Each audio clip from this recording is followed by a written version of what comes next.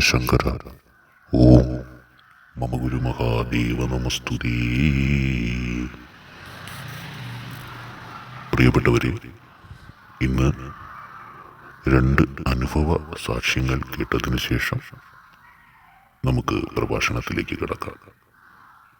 അത് കേൾക്കുക.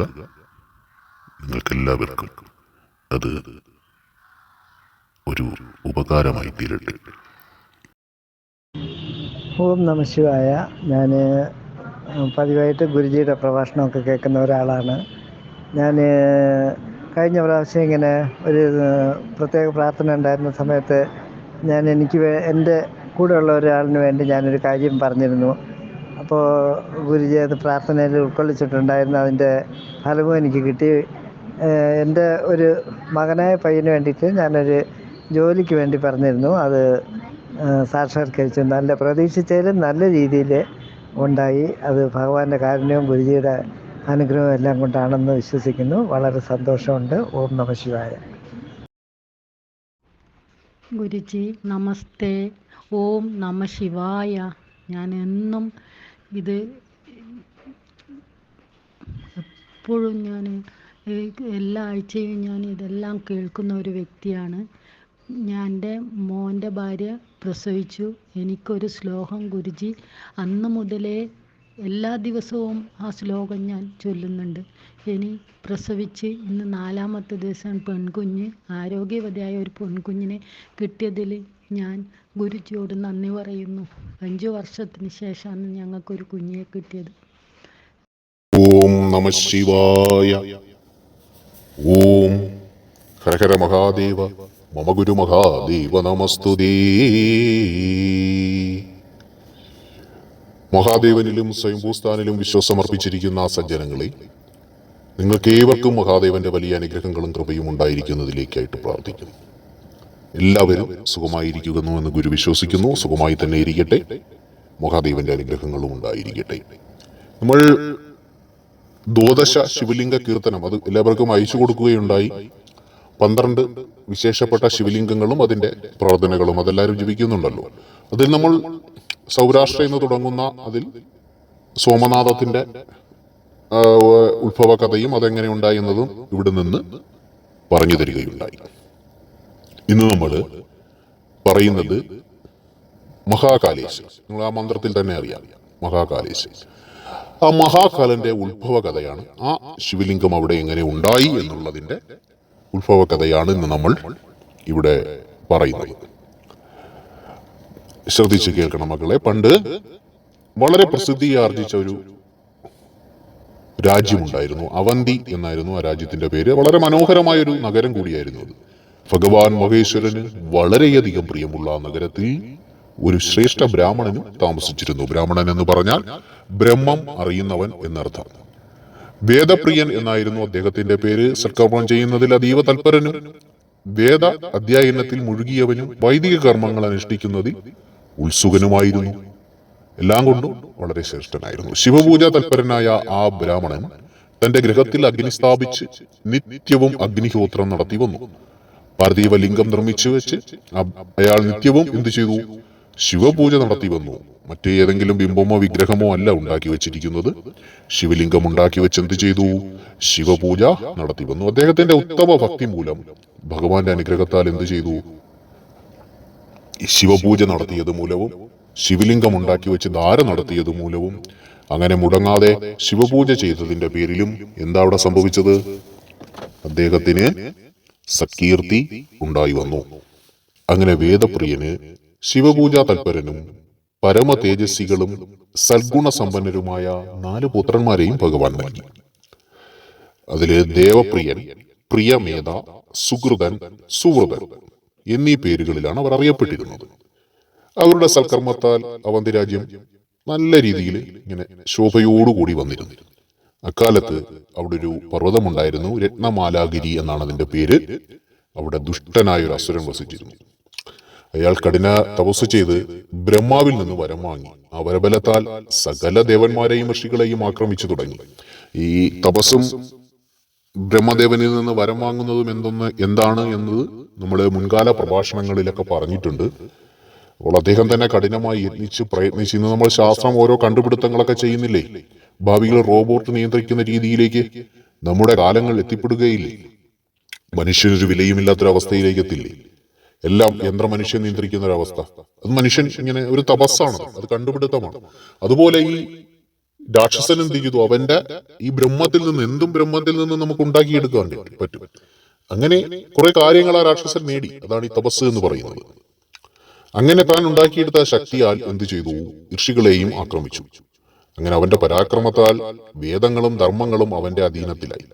പിന്നീട് ആ അസുരൻ വലിയൊരു അസുരപ്പടയുമായി വന്ന് അവിടുത്തെ സകല ശ്രേഷ്ഠന്മാരെയും ആക്രമിച്ച് നശിപ്പിക്കാൻ തുടങ്ങി. ഭയങ്കരന്മാരായ ഈ അസുരന്മാരുടെ ആക്രമണങ്ങൾ മൂലം 4 ദിക്കിലും പ്രളയാഗ്നിക്ക് തുല്യം നാശമുണ്ടായി. പ്രളയാഗ്നി എന്ന് പറയുന്ന ഒരു അഗ്നിയുണ്ട്. അതായത് നമ്മുടെ പ്രളയ സമയത്ത് വരുന്നൊരു അഗ്നിയാണത്. ഒരു വശത്തുനിന്ന് വന്നു കഴിഞ്ഞാൽ പിന്നെ രക്ഷപ്പെടുക പ്രയാസമാണ്. അപ്പോൾ ഭയങ്കര നാശം വിതയ്ക്കുന്നൊരു അത് കലിയുഗത്തിന്റെ അവസാനം വരാനിരിക്കുന്നതാണ്. എന്നാൽ ശിവഭക്തന്മാരായ ആ 4 പുത്രന്മാർ മാത്രം ആ അസുരപ്പടയെ ഭയപ്പെട്ടില്ല. അങ്ങനെ അവന്തിയിലെ മറ്റെല്ലാവരും എന്തു ചെയ്തു? അത്യധികം പരിഭ്രാന്തരായപ്പോൾ അവരെ ആശ്വസിപ്പിച്ചുകൊണ്ട് ഈ 4 പേർ എന്താ പറഞ്ഞത്? കാരണം അവർ ഭയപ്പെട്ടില്ല. അവരെന്താ ഭയപ്പെടാത്ത? അവർ 4 പേരും ഭഗവാൻ ശിവനിൽ അത്യധികം അഭയം പ്രാപിച്ചിരിക്കുകയും ഭഗവാൻ ശിവനിൽ അത്യധികം രക്ഷ നേടിയിരിക്കുകയും തങ്ങൾ ഭഗവാനിൽ പൂർണ്ണമായി സമർപ്പിച്ചിരിക്കുകയും തങ്ങൾക്കുള്ള രക്ഷ ഭഗവാനിൽ നിന്നുണ്ടാകുമെന്നുള്ള ആത്മവിശ്വാസത്തിൽ ശിവപൂജ ചെയ്ത് നടത്തി വരികയുമായിരുന്നു. അതുകൊണ്ട് തന്നെ അവർക്ക് ഇതൊന്നും കണ്ടിട്ടൊരു ഭയവുമില്ല. ഇവിടെ ഓരോരുത്തരുടെ ജീവിതത്തിൽ ഒരു ദിവസം എന്തെങ്കിലും ഒരു ചെറിയ വിഷയമുണ്ടായാൽ ഭയപ്പാടാണ്, നിലവിളിയാണ്, കരച്ചിലാണ്. അതിൻ്റെയൊന്നും ആവശ്യമില്ല. ധൈര്യമായിട്ടിരിക്കണം. അരുതാത്തതൊന്നും സംഭവിക്കില്ല. താങ്ങാൻ പറ്റാത്തതായി ഒന്നും ഭഗവാൻ നിങ്ങൾക്ക് നൽകുകയുമില്ല. അങ്ങനെ അവർ അവിടുന്ന് പലായനം ചെയ്തു പോകുന്ന ശ്രേഷ്ഠന്മാരെ നോക്കി പറഞ്ഞു, അല്ലയോ ശ്രേഷ്ഠരെ, നിങ്ങൾ ഭക്തവത്സലനായ ഭഗവാൻ മഹേശ്വരനിൽ വിശ്വാസമർപ്പിക്കുക. ഇങ്ങനെ ഉപദേശിച്ച ശേഷം എന്തു ചെയ്തു? അവർ എല്ലാവരും കൂടെ ഒരുമിച്ച് ശിവലിംഗ പൂജ നടത്തി. ഭഗവാനെ ധ്യാനിച്ചു തുടങ്ങി. ഈ സമയത്ത് ദൈത്യന്മാർ അവിടെ എത്തുകയും ഈ ബ്രാഹ്മണപുത്രർ എന്ന് പറയുമ്പോൾ ബ്രഹ്മം അറിയുന്ന ആ ഒരു മനുഷ്യൻ, അറിയാലോ. അങ്ങനെ ഈ 4 പേരോടും കൂടിയിട്ട് ആ രാക്ഷസൻ എന്താ കൽപ്പിച്ചെന്ന് നോക്കിനെ. ഇവരെ ബന്ധിച്ചു കൊണ്ടുപോയി കൊന്നുകളയുക.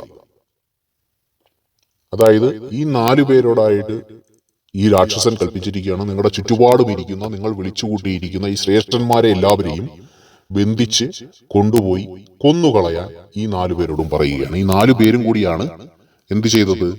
അവിടെ ഈ ഓടിപ്പോകാനിരുന്നവരെ എല്ലാം വിളിച്ചു കൂട്ടിയിട്ട് ശിവപൂജ നടത്തിയത്. അങ്ങനെ ഈ 4 പേരോടായിട്ട് ഈ രാക്ഷസൻ വന്ന് പറയുന്നു, നിങ്ങളെല്ലാവരും നിങ്ങൾ 4 പേരും കൂടിയിട്ട് നിങ്ങളുടെ ചുറ്റുമിരിക്കുന്ന ശ്രേഷ്ഠന്മാരെ എല്ലാവരെയും ബന്ധിച്ച് കൊന്നുകളയണം. എന്നാൽ അവർ അതനുസരിച്ചില്ല. അവർ ഭഗവാൻ ശിവനിൽ മാത്രം ഭക്തി ഉറപ്പിച്ചു.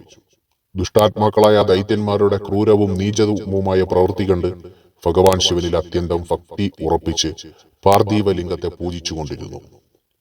കാരണം അവരെ തല്ലാൻ തുടങ്ങി, അവരെ അധിക്ഷേപിക്കാൻ തുടങ്ങി.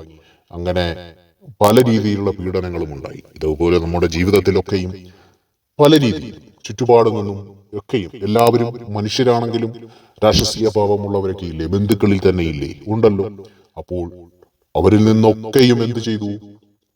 ഇങ്ങനെ മോശമായ രീതിയിലുള്ള കാര്യങ്ങൾ നമുക്ക് ഉണ്ടാകുന്നത് പോലെ ഇവർക്ക് ഈ രാക്ഷസരിൽ നിന്ന് വളരെ ക്രൂരവും നിന്ദ്യവുമായ കാര്യങ്ങൾ ഉണ്ടായി. ആ സമയത്ത് അവരൊന്നും എന്ത് ചെയ്തു? ഉൾക്കൊണ്ടില്ല, അതിലൊന്നും ഭയപ്പെട്ടില്ല. കാരണം എന്റെ രക്ഷകൻ ആരാണ്?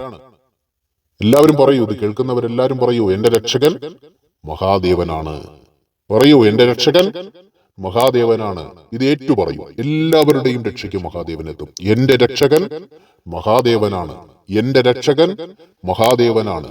എന്റെ രക്ഷകൻ മഹാദേവനാണ്. എന്റെ രക്ഷകൻ മഹാദേവനാണ്. ഇതിങ്ങനെ പറയുക, നിങ്ങൾ എപ്പോഴും പറയുക, എന്റെ രക്ഷകൻ മഹാദേവനാണ്. അങ്ങനെ അത് തന്നെ വരും പ്രാർത്ഥിച്ചുകൊണ്ട് ആ ശിവലിംഗ പൂജ നടത്തിക്കൊണ്ട് അവർ പറഞ്ഞു, ഞങ്ങളുടെ രക്ഷകൻ മഹാദേവനാണ്, ഞങ്ങളുടെ രക്ഷകൻ മഹാദേവനാണ്.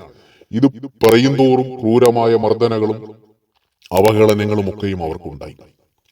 ഇങ്ങനെ ഉണ്ടായിട്ടും അവർ പൂജ മുടക്കിയില്ല. അങ്ങനെ അവർ പൂജിച്ചു കൊണ്ടിരിക്കുന്ന സമയത്ത് അവിടെ എന്താണ് സംഭവിച്ചത്? അതിന്റെ സ്ഥാനത്ത് ഉഗ്രമായ ശബ്ദത്തോടെ ഒരു ഗുഹ പ്രത്യക്ഷപ്പെട്ടു. അവിടെ ഒരു ഗുഹയുണ്ടാവുകയും ആ ഗുഹയിൽ നിന്ന് ഒരു ഭയങ്കരമായ രൂപം ധരിച്ച് ഭഗവാൻ ശിവൻ പ്രത്യക്ഷനായി. അങ്ങനെ ശിവഭഗവാൻ എന്ത് ചെയ്തു? ആ ഗുഹയിൽ നിന്നൊരു ഭയങ്കരമായ രൂപം ധരിച്ചു പ്രത്യക്ഷനായി. ഇത് മഹാകാലൻ എന്ന പേരിൽ പ്രസിദ്ധിയാർജിച്ചു. ദുഷ്ടന്മാരെ ശിക്ഷിക്കുന്നവനും ശിഷ്ടരെ രക്ഷിക്കുന്നവനുമായ മഹാകാലൻ ദൈത്യന്മാരോട് ഇപ്രകാരം പറഞ്ഞു. നോക്കണേ, ഭഗവാൻ പറയുന്ന ഒരു വാക്ക് നിങ്ങൾ എല്ലാവരും കേൾക്കണം. ഇട ദുഷ്ട, നിന്നെപ്പോലെ പാപികളായ അസുരന്മാരെ കൊല്ലുന്നതിന് വേണ്ടി വന്ന കാലനാണ് ഞാൻ. നിനക്ക് രക്ഷ വേണമെങ്കിൽ ഓടിപ്പോവുക, അല്ലെങ്കിൽ നിന്നെയും നിന്റെ സൈന്യത്തെയും ഞാനിപ്പോൾ കാലപുരിയിലേക്ക് അയക്കും. ഭഗവാന്റെ വാക്ക് കേട്ട് ആർത്തട്ടഹസിച്ചു നിന്ന ദൈത്യനെ കണ്ട് ശിവഭഗവാന് കോപമുണ്ടായി.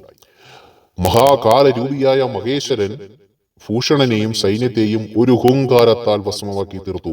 ആ ഹൂങ്കാരത്തിൽ നിന്നിട്ട് എന്ത് ചെയ്തു? ആ ദൈത്യന്മാരെല്ലാം കുറെ പേർ ഭസ്മമായി തീർന്നു. അത് കണ്ട് മറ്റസുരന്മാർ ഓടി രക്ഷപ്പെട്ടു. അങ്ങനെ ഭൂഷണൻ വധിക്കപ്പെട്ടു. ഭഗവാൻ ശിവനെ സൂര്യോദയത്തിലെ അന്ധകാരമായി കണ്ട ദൈത്യ സൈന്യം പരിഭ്രാന്തരായി ഓടി ഒളിക്കുന്ന കാഴ്ച കണ്ടു. ശിവഭഗവാൻ എങ്ങനെയാ കണ്ടേ?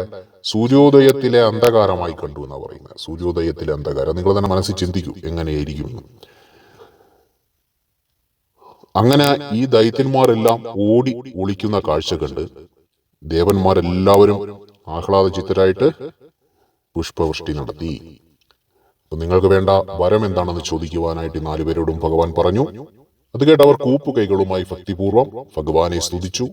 അതിനുശേഷം നമസ്കരിച്ചുകൊണ്ട് അവർ ഭഗവാനോട് ഇപ്രകാരം പറഞ്ഞു. അല്ലയോ മഹാകാലനായ മഹാദേവ, ദുഷ്ടന്മാരിൽ നിന്നും ഞങ്ങളെ രക്ഷിച്ച മഹാപ്രഭു, അവിടുന്ന് ഇനി ഈ സംസാര ദുഃഖത്തിൽ നിന്ന് ഞങ്ങളെ കരകയറ്റണം. നമുക്ക് ഈ സംസാര ദുഃഖത്തിൽ നിന്ന് കരകയറ്റണം. ഈ സംസാരം എന്ന് പറയുമ്പോൾ നമ്മുടെ ഈ ഭൂമിയാണ്, ഇവിടുത്തെ ജീവിതമാണ്. അതൊരു സംസാര ജീവിതം ദുഃഖമായിട്ടാണ് എല്ലാ പുരാണങ്ങളിലും പറഞ്ഞിരിക്കുന്നത്. സംസാര ദുഃഖത്തിൽ ഈ ഭൂമിയിലെ ജീവിതം എന്ന് പറയുന്ന ഒരു ദുഃഖമാണ്. എന്തൊക്കെ ഉണ്ടെങ്കിലും എന്തൊക്കെ ഇല്ലെങ്കിലും അതൊരു ദുഃഖകരമാണ്. അതിനകത്തൊരു ദുഃഖം കിടപ്പുണ്ട്. എന്നാൽ കരകയറുന്നത് എവിടേക്കാണ്? പറയൂ.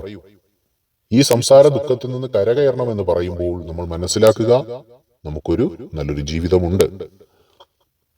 സർവേശ്വര, അങ്ങ് സാധാരണ ജനങ്ങളുടെ രക്ഷയ്ക്കു വേണ്ടി എന്നെന്നും ഇവിടെ സന്നിധാനം ചെയ്താലും അങ്ങയെ ദർശിക്കുന്നവരെ ഉദ്ധരിച്ചാലും പ്രഭു, ഇവിടെ പറയുന്ന കേട്ടില്ലേ, സാധാരണ ജനങ്ങളുടെ രക്ഷയ്ക്ക് വേണ്ടിയിട്ട് അങ്ങെന്നും ഇവിടെ ഉണ്ടായിരിക്കണം. അങ്ങയെ ദർശിക്കുന്നവരെയൊക്കെ അങ്ങ് ഉയർത്തിക്കൊണ്ടുവരണം. അങ്ങ് മനസ്സുകൊണ്ട് അവരെ ഉയർത്തിക്കൊണ്ടുവരണം. ഇതാണ് അവർ കൊടുത്ത അവർ ഭഗവാനോട് ആവശ്യപ്പെട്ട വരം. അല്ലാതെ ഞങ്ങൾക്ക് ഒരുപാട് സംഗതികളൊക്കെ വേണം എന്നുള്ളതല്ല. അങ്ങ് ഇവിടെ വസിച്ചുകൊണ്ട് ഉദ്ധരിക്കണം. ഇവിടെ ഒരു നല്ല ഇതാക്കി മാറ്റി ഇവിടെ വരുന്നവരെ ഉയർത്തണം. ബ്രാഹ്മണരുടെ ഇപ്രകാരമുള്ള പ്രാർത്ഥന കേട്ട് ഭഗവാൻ ശങ്കരൻ ആ മനോഹരമായ ഗുഹയിൽ ഭക്തന്മാരുടെ രക്ഷയ്ക്കായി നിലകൊണ്ടു. ഒപ്പം എല്ലാവർക്കും മോക്ഷം നൽകി. അതിനു ചുറ്റുപാടുമുള്ള ഭൂമി ലിംഗരൂപിയായ ഭഗവാൻ ശിവന്റെ വാസസ്ഥലമായി തീർന്നു. ശിവഭഗവാൻ ഭൂമിയിൽ മഹാകാലൻ എന്ന പേരിൽ വിഖ്യാതനായി തീർന്നു. ആ സ്ഥലം പരമപാപിനിയും പാപനാശിനിയുമായി തീർന്നു. അങ്ങനെ മഹാകാലൻ എന്ന നമ്മൾ പ്രാർത്ഥിക്കുമ്പോൾ ആ മന്ത്രം ജപിക്കണം. ഉജ്ജയിനിയും മഹാകാലം അങ്ങനെയില്ല ചൊല്ലുന്നേ. അതിലെ മഹാകാലനെ കുറിച്ചാണ് ഈ പറയുന്നത്. മഹാകാലനെ ദർശനം നടത്തുന്നവർക്ക് ഒരിക്കലും ദുഃഖമുണ്ടാവുകയില്ല. ഏതാഗ്രഹത്തോടെ ഈ ജ്യോതിർലിംഗത്തെ പൂജിക്കുന്നു ആ ഭക്തന്റെ സകല ആഗ്രഹങ്ങളും സാധിച്ച അവസാനം മോക്ഷം പ്രാപിക്കുന്നതാണ്. അപ്പോൾ ഇതാണ് നമ്മൾ മഹാകാല ലിംഗത്തിന്റെ ഉത്ഭവകഥയെ കുറിച്ച് പറഞ്ഞിരിക്കുന്നത്. ശിവലിംഗങ്ങളെ കുറിച്ചിട്ടുള്ള ആ ഒരു ശ്ലോകം ഗുരു നേരത്തെ അയച്ചു തന്നിരുന്നു. നമ്മൾ മനസ്സിൽ ശിവലിംഗം കണ്ട് ആരാധിക്കുന്നവർ ഇങ്ങനെ ഓരോ ശിവലിംഗത്തിന്റെയും കഥയെ ഓർത്തുകൊണ്ട് ഇങ്ങനെ ഇത്തരത്തിൽ നിങ്ങൾ ഭഗവാനെ ധ്യാനിക്കുമ്പോൾ ശിവലിംഗം ഭവനത്തിൽ ഇല്ലാത്തവർ ശിവലിംഗത്തെ മനസ്സിൽ ധ്യാനിച്ചുകൊണ്ട് നിങ്ങൾക്ക് ഇത്തരത്തിലുള്ള 12 ശിവലിംഗങ്ങളെയും നിങ്ങളുടെ മനസ്സിൽ ദർശിക്കാവുന്നതാണ്. ഭവനത്തിൽ ശിവലിംഗമുള്ളവർക്ക് തീർച്ചയായിട്ടും അത് ഇത്തരത്തിലുള്ള 12 ശിവലിംഗങ്ങളായി സങ്കല്പിച്ചുകൊണ്ട് തന്നെ നിങ്ങൾക്ക് പൂജിക്കാവുന്നതുമാണ്. എല്ലാവരെയും ഭഗവാൻ സമൃദ്ധമായി തന്നെ അനുഗ്രഹിക്കും. നമുക്ക് അടുത്ത് മറ്റ് ഈ കീർത്തനത്തിലുള്ള മറ്റൊരു പ്രസിദ്ധിയാർജിച്ച 12 ശിവലിംഗ സ്ഥാനത്തിലെ ഒരു കഥയുമായിട്ട് വരാം. എല്ലാവരും ഇത് കേട്ട് ഭഗവാനെ മനസ്സോടടുപ്പിക്കുക, ഭഗവാന്റെ ഊർജത്തെ സ്വീകരിക്കുക. ഭഗവാൻ നിങ്ങൾക്ക് നന്മകൾ ചെയ്യും. ഭഗവാന്റെ ഊർജത്തെ പ്രവർത്തിക്കുവാനായിട്ട് നിങ്ങളുടെ മനസ്സിനെ ഒരുക്കുക. നിങ്ങൾക്കും നിങ്ങളുടെ ചുറ്റുപാടും സ്വർഗതുല്യമാക്കി ഭഗവാൻ മാറ്റിത്തരും. സന്തോഷം കൊണ്ട് നിറച്ചു തരും. മനസ്സിലെന്നും സന്തോഷങ്ങളാൽ നിറയ്ക്കും. എല്ലാവർക്കും നന്മകളും സമൃദ്ധിയും ഉണ്ടായിരിക്കട്ടെ. എല്ലാവരെയും ഭഗവാൻ സമൃദ്ധമായി അനുഗ്രഹിക്കട്ടെ. ഓം ഹരഹര ശിവശങ്കര, ജയ ജയ ശിവശങ്കര. ഓം കൈലാസവാസ, ഓം സർപ്പധാരി, ഓം ഭസ്മഭൂഷണ, ഓം ഗംഗാധര, ഓം ജടാധര, ഓം ത്രിനേത്ര, ഓം ത്രിശൂലനാഥ, ഓം ഉമാമഹേശ്വര നമോ നമഃ.